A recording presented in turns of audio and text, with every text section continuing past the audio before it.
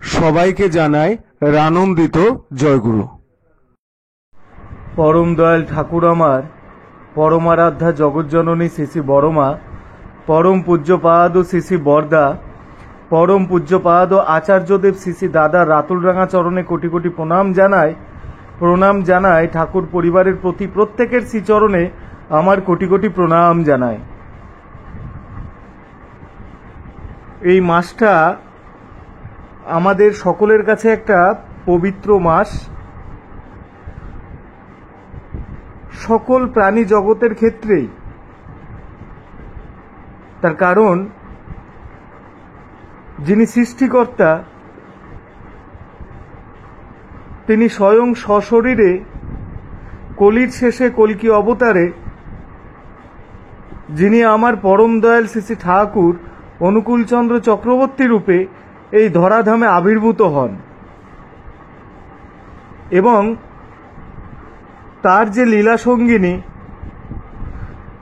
আমার জগৎলক্ষ্মী জগৎজননী শ্রী বড়মা, সেই বড়মার আবির্ভাব মাস এই পবিত্র শ্রাবণ মাস। তাই এই শ্রাবণ মাস আমাদের সকলের কাছে একটি পবিত্র মাস। আজকে 2রা শ্রাবণ, ইংরেজির 19শে জুলাই 2022 সাল।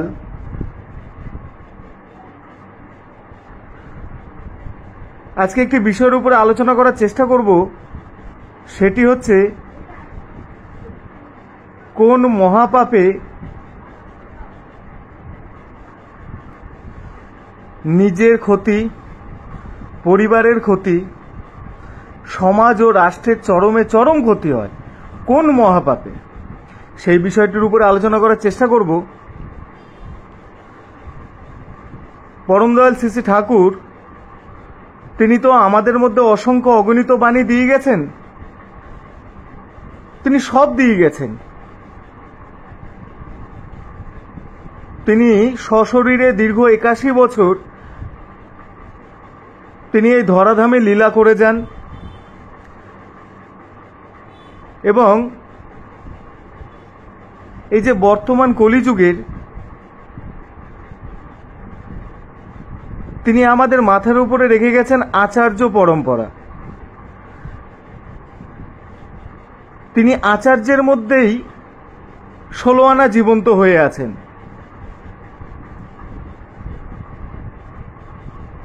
তা বিষয়টা হচ্ছে কি এমন মহাপাপ করলে যে নিজের ক্ষতি হয়, নিজের পরিবারের ক্ষতি হয়, সমাজের ক্ষতি হয় এবং রাষ্ট্রের ক্ষতি হয়, চরম ক্ষতি হয়, সেটা কিন্তু তিনি আমাদের বলে গেছেন। আজকে তিনি তো সবই বলে গেছেন, যদি আমরা সে মতো না মানি, আজকে মানলে ফল পাবো, না মানলে কি হবে, তার উল্টোটাই পাবো। আর যখন উল্টোটা পাবো তখন ঠাকুরের সামনে বসে হাউ তাস করে নিজের মাথা চাপড়িয়ে যাই বলি, তাতে তো সমস্যাটা মিটবে না। মিটবে কারণ ভুল তো প্রথমে আমিই করে রেখেছি। তা ভুল যখন আমি করেছি, তা ভুলের মাসুলও আমায় পেতেই হবে। তা তিনি এই যে মহাপাপটা আজকে পরম দয়াল শ্রী ঠাকুর তিনি যখন সশরীরে তিনি যখন লীলা করছেন, সে সময়ে তখনকার সময় বহু দিগ্গজ মানুষরা তারা ঠাকুরের কাছে যান এবং গিয়ে তার চরণাশ্রিত তারা হন। তারা ঠাকুরের সৎনাম মনন করেন, তারা দীক্ষা গ্রহণ করেন। এই ঘটনাগুলো আমরা সকলেই জানি। নেতাজি সুভাষচন্দ্র বসু তিনি ঠাকুরের কাছে গেছিলেন, তার কারণ আমরা সবাই জানি যে নেতাজি সুভাষচন্দ্রের পিতামাতা তারা ঠাকুরের চরণাশ্রিত ছিল, ঠাকুরের দীক্ষিত ছিল তারা, এবং একনিষ্ঠ তারা ভক্ত মানুষ ছিল।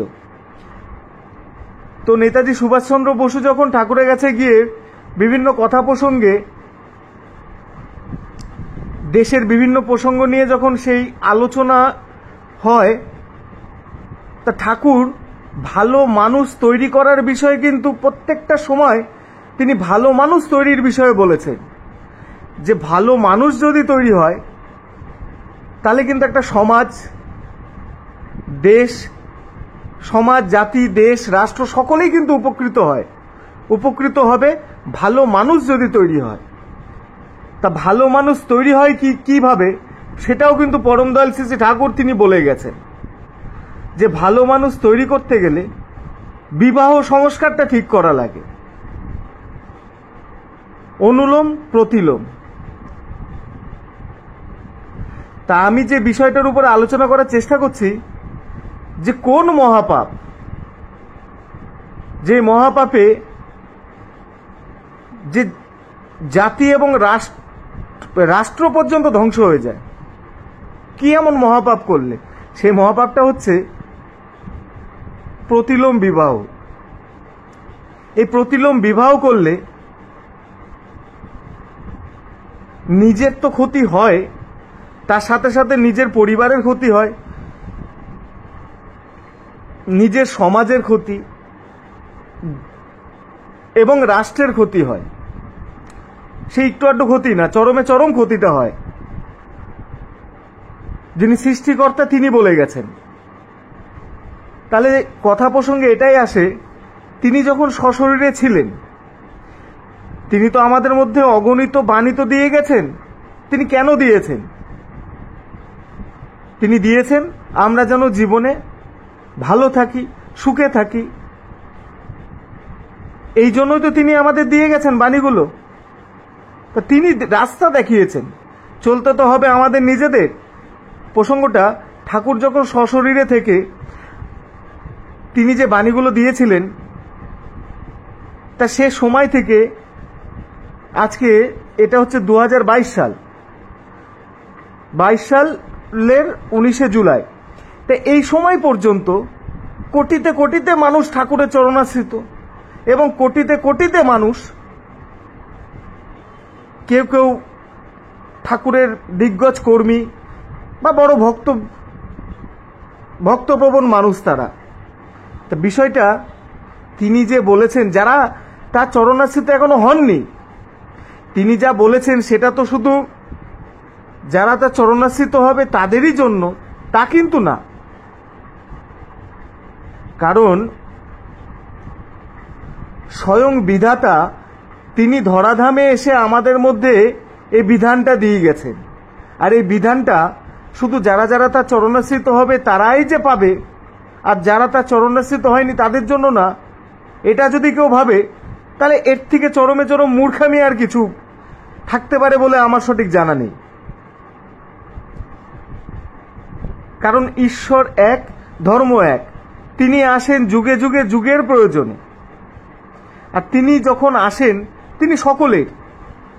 ঈশ্বর কারোর ব্যক্তিগত না, তিনি জীব জড়, তিনি সকলের। তিনি সকলকে, সকলে যেন ভালো থাকে, সুখে থাকে, শান্তিতে থাকে, এবং তিনি সেই বিধানটা আমাদের মধ্যে দিয়ে যান। তা বিষয়টা হচ্ছে, এই যে যারা তার চরণাশ্রিত হয়েও দেখা যায় যে প্রতিলোম বিবাহটা, তাদের মধ্যে কিন্তু এই জিনিসটা ঘটে গেছে। এরকম বহু দেখা যায়, যারা তার চরণাশ্রিত হয়েও, যারা তার চরণাশ্রিত হয়নি, তাদের বিষয় আলাদা। যেহেতু তারা এখনো তার চরণাশ্রিত হতে পারেনি, তাহলে কত বড় আমরা মহাপাপ এই যে প্রতিলোম বিবাহটা। আজকে প্রতিলোমে কুয়ের জন্ম। দেখা যাচ্ছে সে সমাজে ভালো শিক্ষিত, সমাজে অর্থ বা সব দিক থেকেই হোক প্রতিষ্ঠিত, কিন্তু স্বয়ং সৃষ্টিকর্তা তিনি তো বলে গেছেন যে প্রতিলোম বিবাহ এবং প্রতিলোমের যে সন্তান, তাহলে তাকে বলেছে একটা কুয়ের প্রতিলোম বিবাহ, মানে কুয়ের প্রতিলোমে কুয়ের জন্ম। তাহলে জন্মটা নিচ্ছে একটা কু, মানে কু মানে আমরা জানি যেটা দিয়ে আমার তো নিজের পরিবারের তো ক্ষতি হবেই, সাথে সাথে সমাজের ক্ষতি এবং রাষ্ট্রেরও ক্ষতি। তাই তিনি বলছেন বিবাহ সংস্কারটা ঠিক করা লাগে। আজকে যদি বিবাহ সংস্কারটা ঠিক থাকে, আজকে চোখের সামনেই দেখা যায় প্রতিলোমের সন্তানরা বেশ উঁচু দরের, তারা শিক্ষিত, বেশ তারা মানে যে কোনো দিক থেকে তারা পারদর্শী। কিন্তু সৃষ্টিকর্তা তিনি তো বলেছেন, আমরা তাকে মানছি, আমরা বলছি তার কথা যে তুমিই সৃষ্টিকর্তা, তুমিই দয়াল, তোমার ইশারা ছাড়া কিচ্ছু হয় না। কিন্তু পরিবারে যখন এই অঘটনটা ঘটিয়ে ফেলে, তখন পরিবারের স্বার্থে গিয়ে একটা মধ্যেখানে ঠাকুরেরই চরণাশ্রিত তাদের সাথে এরকম প্রসঙ্গ হচ্ছিল। তা তারা দীর্ঘ বহু বছর দেওঘরে তারা যান না, তাই কথা প্রসঙ্গে বলছে প্রতিলোম বিবাহ হয়ে গেছে তাদের পরিবারে, মানে তারই এক সন্তান করে ফেলেছে প্রতিলোম বিবাহ, এবং সেই সন্তানের ঘরে আবার চলেও এসছে আর এক সন্তান। তা বহু বছর কিন্তু তারা যায় না। এবার কত বছর সেটা তো আমি জিজ্ঞেস করিনি। তা বলছে কি করা যায়? তাই আমি বললাম, দেখেন দাদা, আমি তো কিছু জানি না। তার প্রথম কারণ হচ্ছে যিনি সৃষ্টিকর্তা তিনি আমাদের মাথার উপরে রেখে গেছেন আচার্য। তাহলে এটার কি সমাধান আছে না সমাধান নেই, না এটা কি করলে কি হয়? তিনি আমায় বলছেন যে বিভিন্ন মানুষ বিভিন্ন কথাবার্তা বিভিন্ন ভাবে তাকে বলছে। তাই আমি বললাম, আপনি তো 12 লোকের কাছে 12 রকম ভাবে আপনি জিনিসটা জানতে চাইছেন, তা আপনার তো একের উপরে তো আস্থা নাই। যে ঠাকুর যে বলে গেছেন আচার্যের মধ্যে তিনি লীলা করছেন, তা আপনি তার কাছে যান, গিয়ে আপনি বলুন যে আপনার পরিবারে এরকম একটা ঘটনা ঘটে গেছে, আর এটা কিন্তু একটু আধটু ঘটনা না, মহাপাপ। যিনি সৃষ্টিকর্তা তিনি বলেছেন। পরমদয়াল শ্রী ঠাকুর তিনি যখন সশরীরে ছিলেন, যখন তিনি বলছেন প্রতিলোম বিবাহ সব থেকে ভয়ঙ্কর পরিমাণে, সব থেকে মহাপাপ। তা এর থেকে নিস্তার পাওয়ার কোনো রাস্তা নেই। তা পার্শ্বদে যে ভক্তবৃন্দ যারা ছিল তারা তো কাতর কণ্ঠে পরম দয়ালের কাছে তারা প্রার্থনা জানাচ্ছে যে দয়াল, আপনিই সৃষ্টিকর্তা, আপনি সবটা জানেন, তা আপনি কি এই পাপের থেকে কোনো রাস্তা নেই নিস্তার পাওয়ার? সেটা যদি আপনি বলেন। তাই ভক্তের লাগি ভগবান, তারা কাতর কণ্ঠে যখন ঠাকুরের কাছে প্রার্থনা জানাচ্ছে,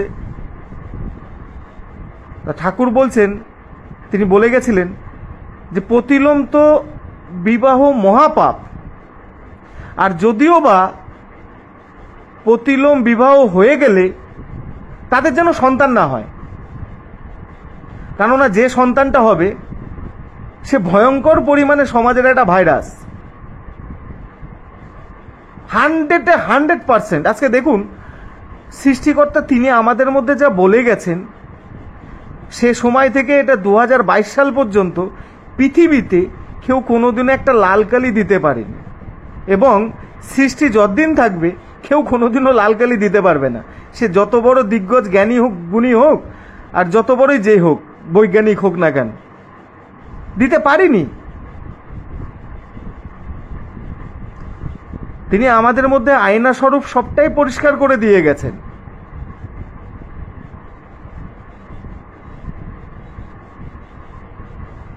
তো ভালো মানুষ তৈরি করার বিষয়ে তিনি সবার প্রথম বলেছেন বিবাহ সংস্কারটা ঠিক করা লাগে।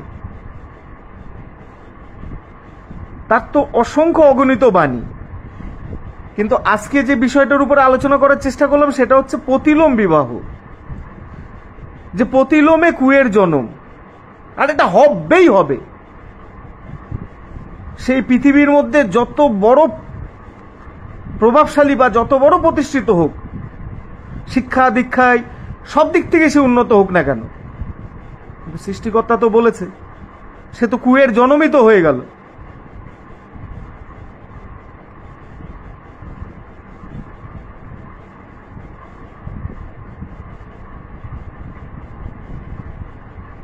তাই সেই গুরু ভাইদের বললাম যে জীবনে এইভাবে তো বহু বছর কেটে গেছে, কারণ ছেলে বিয়ে করেছে, ছেলের কথা বললো না মেয়ের কথা বললো, যাই হোক, ওনার সাথে আলাপ হয়েছিল আমার বিগত বেশ কিছু মাস আগে। তো আমি বলেছিলাম যে লেট না করে এত বছর তো হেলাই ফেলে সময়গুলো দিলেন, ইষ্টভীতি করেন। বললো ইষ্টভীতি করি, স্বস্ত্যয়নী করি। তাহলে ইষ্টভীতি করেন, স্বস্ত্যয়নী করেন, ঠিক আছে। তা তিনি যে আচার্য রেখে গেছেন তার কাছে গিয়ে নিবেদন করুন, তার কাছে গিয়ে সবটা বলুন। এর আগে একটা ভিডিওতে আমি আলোচনা করার চেষ্টা করেছিলাম যে সে সময় আমি নাটমণ্ডপে ছিলাম, পরম দয়ার তার যে দয়ায় তিনি আমার প্রতি দয়া করেছিলেন বলে আমি সেখানে থাকতে পেরেছিলাম, যেখানে আচার্যদেব, এর আগের একটা ভিডিওতে আলোচনা করেছি যে আচার্যদেব বলছেন মনের দরজায় যদি তালা মেরে রাখে তাহলে তিনি ঢুকবেন কিভাবে। তাহলে কথাটার মানে হচ্ছে আমরা কার কাছে গিয়ে বলবো সবটা? কে সবটা শুনে আমাকে ঠিক ঠিক রাস্তা দেখিয়ে দেবে? মানুষকে বলতে গেলে মানুষ সেটাকে নিয়ে বিদ্রূপ করবে, এটা আমাকে ছোট করার চেষ্টা করবে। এরকম বিভিন্ন জায়গায় আপনি বিভিন্ন ধর্মের মধ্যেই দেখেন বা বিভিন্ন সমাজের মধ্যেই দেখেন, তা বলবোটা কার কাছে? কে এমন ব্যক্তি আছে যিনি সবটা জানেন, কোনটা করলে কি হয়, যিনি আমাকে সঠিক রাস্তাটা দেখাতে পারবে? তিনি তো এই সমগ্র পৃথিবীতে একজনই আছেন, সে হচ্ছেন আচার্য, যার মধ্যে সৃষ্টিকর্তা 16 আনায় 16 আনা জীবন্ত হয়ে আছেন। তাহলে ওই যে তিনি বলেছিলেন মনের দরজার একটা প্রসঙ্গ নিয়ে একটি মাকে বলছিলেন কথাটা, তাহলে তার কাছে তো আমার মনের দরজা তো খুলতে হবে, আমার হৃদয়ে তো তাকে তো স্থান দিতে হবে। তা তাকে যদি আমি স্থান দিই তাহলে তো তার কাছে আমার গোপন তো কিছু থাকবে না, যা কিছু আছে আমি তার কাছে নিবেদন করে তার চরণে আমি নিবেদন করব। এবং তিনি তো আমাকে একটা সমস্যা, আমি যে সমস্যায় পড়েছি সে সমস্যা থেকে কিভাবে কাটিয়ে উঠব সে রাস্তা তো তিনি বলবেন। তা বিভিন্ন মানুষ আছে, বিভিন্ন রকমভাবে তারা বলতে থাকবে, সেটাই ওই গুরু ভাইদের বলেছিলাম। তা যাই হোক, এই বিষয়টা নিয়েই আলোচনা করার চেষ্টা করলাম। তাহলে একটা, আমরা সকলেই ভালো মানুষ চাই। আজকে যারা পিতামাতারা তো সর্বদাই চায় যে আমার সন্তানরা যেন ভালো হয়। তা ভালো হয় বলতে ভালো মানুষ যেন হয়। হ্যাঁ, ব্যতিক্রম সব কিছুতেই থাকে। কিছু কিছু পিতামাতা যেরকম টাকার একটা খনি বানাতে চায় তার সন্তানদের, সে ছেলে হোক বা মেয়ে হোক, বিশাল ডিগ্রিধারী শিক্ষিত বানাবে, সমাজে একদম ফুলে ফেপে উঠবে, সে প্রচুর পয়সা রোজগার করবে। এরকমও কিছু কিছু পিতামাতার ভাবনা থাকে, হয়ও সেরকম। তা বিষয়টা ভালো সন্তান, তার জন্য কিন্তু ঠাকুর বলে গেছিলেন যে এই যে বিবাহ সংস্কারটা, আজকে বেশিরভাগ জায়গায় দেখতে পারবেন যে প্রতিলোমের চাষ চলছে, হচ্ছে প্রতিলোম বিবাহ। তাহলে যেখানে প্রতিলোম বিবাহ হচ্ছে, সেই জমিতে যে চাষটা হলো তার যে ফসলটা, তা সেই ফসলটা কি হলো? তিনি তো বলেই গেছেন প্রতিলোমে কুয়ের জনম। তো ফসলটা কি ভালো ফসল আসলো? এটা তো পৃথিবীতে যিনি সৃষ্টিকর্তা তার শ্রীমুখের কথা।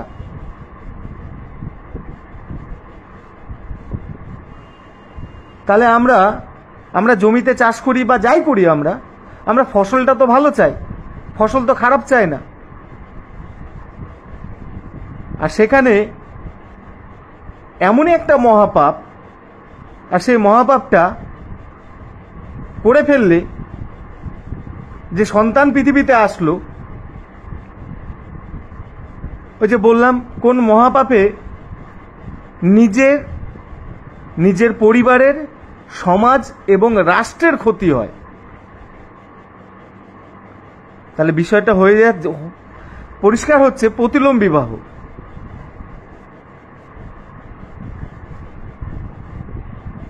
তাহলে এই ভুলের রাস্তায় হেঁটে যারা চলেছে,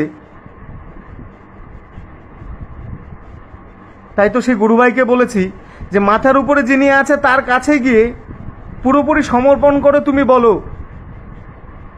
দেখো তিনি কি বলেন, যা বলবেন তাই করতে হবে।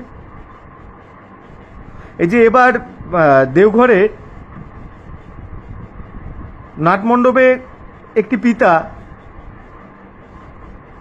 সেই ভদ্রলোক আচার্যদেবের কাছে গিয়ে নিবেদন করছেন যে আমার ছেলে প্রতিলোম বিবাহ করতে চায়। তা তিনি কোনো একটা বিষয়ে একটা কথা বলছিলেন, সম্ভবত পাশেই পবিত্রতা ছিল, পবিত্রতার সাথে একটা প্রসঙ্গ হচ্ছিল। যখনই ওই নিবেদনটা খুঁজে পিতাটা গিয়ে যখন বলছেন, এখন তো দাদারা একটা লম্বা লাইনে দাঁড়ায় আর মায়েরা একটা লম্বা লাইনে দাঁড়িয়ে এক এক করে নিবেদনটা করে। তা নিবেদনটা দেওঘরে যখন অম্বুদার মাধ্যমে নিবেদনটা ওই ভদ্রলোক যখন জানালেন, আচার্যদেব শুনলেন, তার দিকে এক দৃষ্টিতে চেয়ে রইলেন। তা তিনি বললেন যে অধর্মের যেন স্থাপন না হয়, ধর্ম স্থাপনের জন্য আমাকে অবিরাম যুদ্ধ চালিয়ে যেতে হবে। দেহে যতক্ষণ প্রাণ আছে আমাকে চালিয়ে যেতে হবে। এবার সেই পিতাটা বলছে, সে দাঁড়িয়ে বলছে, ছেলে আমার কোনো কিছুতেই কথা শোনে না। তারা পরিবারে সুস্থ হয়নি, ছেলে কোনো কিছুতেই শুনছে না, কোনো কিছুতেই ছেলেকে আটকানো যাচ্ছে না। তা আচার্যদেব বললেন, দেহে যতক্ষণ প্রাণ আছে ধর্ম স্থাপনের জন্য আমাকে সেই সংগ্রাম চালিয়ে যেতেই হবে।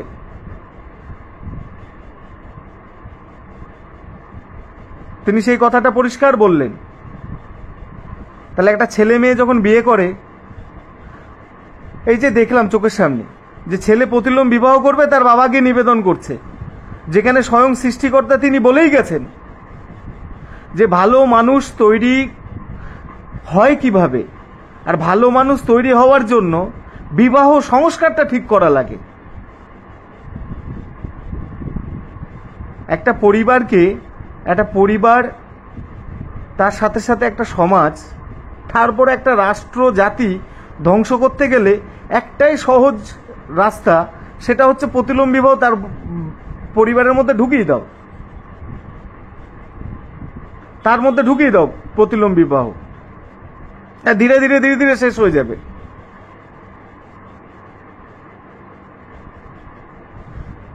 ওই যে প্রথমেই বললাম যে সৃষ্টিকর্তা তিনি তো সবটা পরিষ্কার করেছেন। আর এই 2022 সালেও বহু কোটিতে মানুষ তার চরণাশ্রিত হয়েও দেখা যাচ্ছে তাদের সেই পরিবারের মধ্যেই এই ভুল ভ্রান্তিগুলো ঘটে গেছে। এবং এই যে বর্তমান কথাটা বললাম, তিনি তো ঠাকুরের চরণাশ্রিত, তিনি তো ঠাকুরের দীক্ষিত মানুষ, তিনি গিয়ে আচার্যদেবের কাছে নিবেদন করছেন প্রতিলোম বিবাহের ব্যাপার নিয়ে।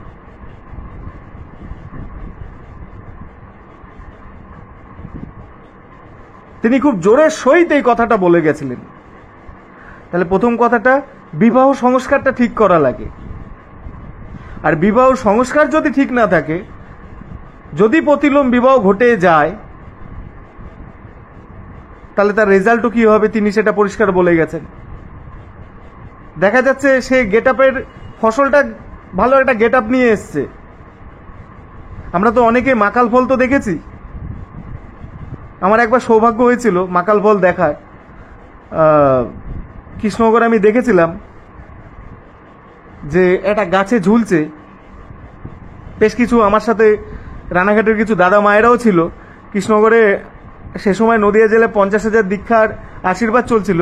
তা যাজনে গিয়ে দেখলাম যে মাকাল ফল ঝুলছে, এবং আমার সাথে ছিল শ্রদ্ধেয় জ্যোতিদা। তা ওইখানকার লোকেরা বলছে এই যে মাকাল ফল, বেশ ফলটা খুব আকর্ষণীয় ফল, গ্রিন কালার, খুব ভালো লাগছিল ফলটাকে দেখতে। আমি সে সময় কিছু ছবিও তুলে রেখেছিলাম। তাহলে মাকাল ফলের গল্পটা জানি, তাহলে যে ফসলটা হবে তাহলে সেই মাকাল ফলের মতনই সেই ফসলটা হলো। তা মাকাল ফল কাটলে সেই ফল তো কেউ খায় না, সেই ফল ফেলে দিতে হয়। তাহলে সেই ফসলটা কি হচ্ছে, সেখান থেকে এই যে ধীরে ধীরে ছাড় পোকার মতন যে এই যে কুয়ের জন্ম হতে হতে সমাজে যে এই যে ব্যভিচারী, এই যে সমাজে যা কিছু ঘটছে, তাহলে তৈরি হচ্ছে কোথা থেকে? এই প্রতিলোম বিবাহ থেকে। তাহলে বিবাহ সংস্কারটা ঠিক করলে, পরমদয়াল শ্রী ঠাকুর বলেছেন যে ভালো মানুষ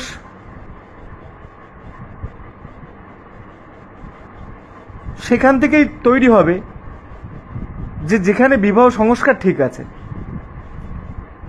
আর এই বিবাহ সংস্কারে যদি গন্ডগোল হয়ে যায়, যদি প্রতিলোম ঢুকে যায়, তার ফলাফলও কি হবে সেটাও তিনি পরিষ্কার করে দিয়ে গেছেন। তা এই বিষয়টার উপরে আলোচনা করার চেষ্টা করলাম। তাই এই বিষয়গুলো আজকে যারা যারা কোটি কোটিতে মানুষ, আজকে যারা তার চরণাশ্রিত, আজকে যারা তাকে ধরেছি, তা তিনি যে আমাদের মধ্যে পরিষ্কার করে দিয়েছেন, তা সেইখানে ওনারাও দীক্ষিত বহু বছরেরই। যে দাদার কথা বললাম, যার সাথে আমার আলাপ হয়েছিল, বহু বছরের তারা দীক্ষিত। তাহলে আমি বললাম, ঠাকুর তো তিনি বলেই গেছিলেন, তা আপনার ছেলে না মেয়ে যেন যে এই প্রতিলোম বিবাহ করেছে, তা আপনি কি নিবেদন করতে পারেননি? আপনি তো তার সন্তানকে এখনো কোলে নেন, তাদের বাড়িতে যাতায়াত করেন। কি করব, সে বাবা, যে মা কি করবে সেটাই তারা বলছিল। আমি কি করবেন, তা কি করলে ভালো হয়, তার জন্য আছেন আমাদের আচার্য। তার কাছে গিয়ে আমি সেটা নিবেদন করলে তিনি আমাকে বলে দেবেন। তাই এই জায়গাগুলো যদি আমরা দেখে চলি, তাহলে ধীরে ধীরে ধীরে ধীরে এই যে ব্যভিচার বা সমাজে যে এই যে কুয়ের জন্ম, সেই জিনিসটা কিন্তু হবে না, ঠিকই থাকবে। দেখুন আজকের দিনেও কিন্তু গরুতে দুধ দেয়, আগেও দুধ দিত, এখনও দুধ দেয়। ম্যাক্সিমাম মানুষ বলে এখন সব ভেজাল, সব ভেজাল জিনিসগুলো, ভেজাল খাবার, ভেজাল সব কিছু, সার বেশি করে দিচ্ছে লোকেরা বলে। তাহলে ভেজাল তৈরি করছে কারা? প্রকৃতি এসে ভেজাল তৈরি করছে? তাহলে ভেজাল তৈরি করছে মানুষই। আজকে মানুষ তো তৈরি করছে ভেজাল। প্রকৃতির কাজ কিন্তু প্রকৃতি করেই যাচ্ছে।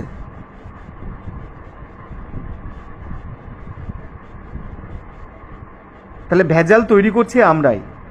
তা ভেজাল যদি আমরা তৈরি করি, তাহলে সেখান থেকে কি পাবো? ভালো জিনিস পাবো? কি পাবো সেটা আমরা সকলেই জানি। ভালো পাবো না, আমরা খারাপ পাবো। যাই হোক, এই বিষয় নিয়ে আলোচনা করার চেষ্টা করলাম। সকলের হয়ে পরমপিতার রাতুল রাঙা চরণে মঙ্গল প্রার্থনা জানাই যে হে দয়াল, সবাইকে তুমি সুস্থ রাখো, সবাই যেন ভালো থাকে তোমায় নিয়ে, এই প্রার্থনাই করি। আর সবাই ভালো থাকবেন, আনন্দে থাকবেন, এই বলে এখানেই শেষ করলাম। জয় গুরু, বন্দে পুরুষোত্তমম। এবং এই ধরনের ইষ্ট প্রসঙ্গ ও ঠাকুরের আলোচনামূলক ভিডিও পেতে চ্যানেলটিকে সাবস্ক্রাইব করুন ও পাশে থাকা বেল আইকনটিতে প্রেস করুন। ভালো থাকবেন। জয় গুরু।